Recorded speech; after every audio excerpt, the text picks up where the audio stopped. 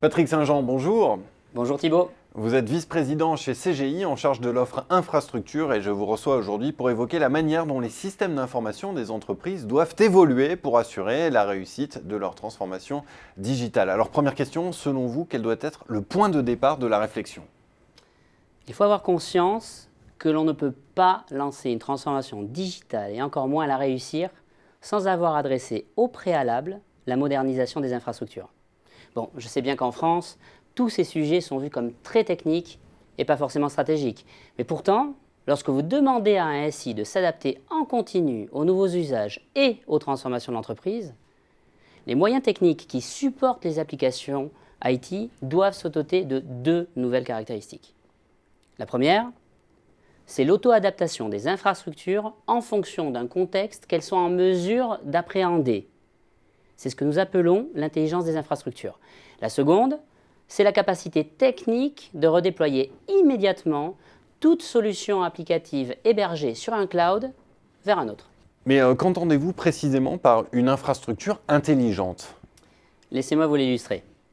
Le premier site de voyage en France, voyagesncf.com, avec je crois 11 millions de visites par jour, a recours au cloud pour supporter les pics de charge en période promotionnelle qui peuvent attirer jusqu'à 10 fois plus de visiteurs par jour. En fait, des ressources d'infrastructure complémentaires aux ressources internes du SI sont activées proactivement et automatiquement dans le cloud. Vous comprendrez qu'un système d'information qui est ainsi rendu sensible à des phénomènes externes et qui est à même de prendre des décisions pertinentes sur le provisionnement de moyens d'infrastructure amène une véritable nouvelle expérience au consommateur ou à l'utilisateur.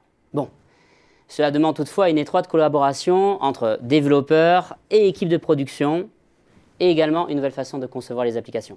Mais alors, comment les socles techniques peuvent-ils évoluer indépendamment des cycles de vie applicatifs? En fait, c'est possible en combinant trois technologies. La première, c'est la virtualisation des systèmes, très répandue dans les entreprises. C'est une technologie mature et elle est pleinement maîtrisée. La deuxième, c'est un néologisme, la containerisation d'applications. C'est une technologie nouvelle, mais elle est en très forte expansion. Elle permet, en fait, exactement comme pour les containers de la marine marchande, de stocker des applications dans un même format pour permettre de les déplacer géographiquement d'un data center à un autre. Et la troisième, c'est l'hybridation de cloud. À savoir, c'est la capacité à gérer de manière unifiée plusieurs familles de cloud d'infrastructures, qu'ils soient privés, des clouds privatifs ou des clouds publics. Au travers de cette combinaison, les applications s'affranchissent ainsi des systèmes sur lesquels elles s'exécutent. Et l'entreprise s'affranchit ainsi des fournisseurs qui produisent ces moyens. Mais pour les entreprises, quel est l'intérêt? D'abord, ça leur permet d'utiliser pleinement les facilités du cloud, sans se rendre dépendant des spécificités techniques des environnements tels qu'Amazon ou Microsoft Azure, par exemple.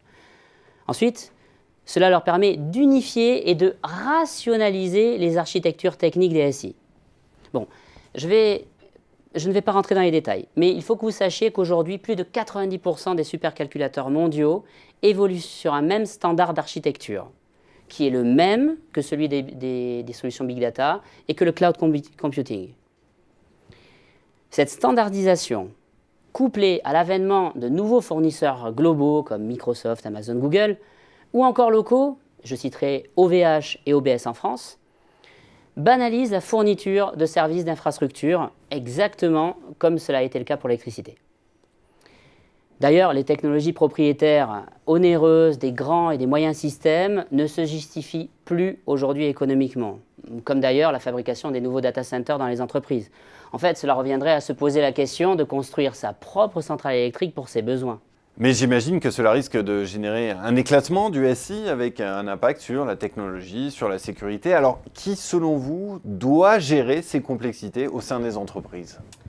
Selon moi, seule la DSI, qui est aujourd'hui le partenaire technologique des métiers, est en mesure d'appréhender l'ensemble des dimensions que vous avez citées et d'engager l'entreprise dans un schéma de transformation digitale cohérent.